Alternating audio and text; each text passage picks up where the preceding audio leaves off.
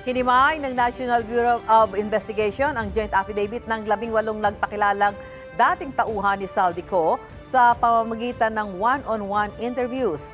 Tinanong sa magkakahiwalay na silid ang 18 ayon sa kanilang abogadong si Attorney Levy Baligod. Sabi ng isang source ng GMA Integrated News, inisa-isa ang bawat paragraph sa affidavit. Kabilang ang utos umano ni Ko na magdala sila ng male-maletang pera sa ilang opisyal ng gobyerno. Inalam din ng NBI ang partisipasyon ng bawat isa sa mga nakasaad sa joint affidavit. Dagdag ni Baligod, nagdala rin ng larawan ng mga ID ang kanyang mga kliyente na magpapatunay raw na dati silang nagtrabaho para kay Ko. Ayon kay Baligod, mahigit 7 oras tumagal ang one-on-one interviews sa kanyang mga kliyente. Sabi ni NBI Director Melvin Matibag, depende sa mabubuong report ng mga ahente kung pababalikin pa ang 18. Susuriin daw ang mga transcript ng lahat ng interview para matukoy kung mayroon pang dapat itanong.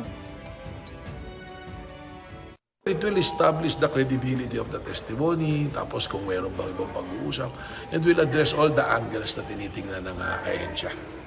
At ito, pwede namin ito, isusumitin namin sa Office of the Ombudsman. Very exhaustive yung mga pagtatanong ng mga investigators at sinagot naman lahat nila pero hindi pa kami natapos. So hihintayin namin ulit yung schedule na sasabihin ng NBI para sa continuation.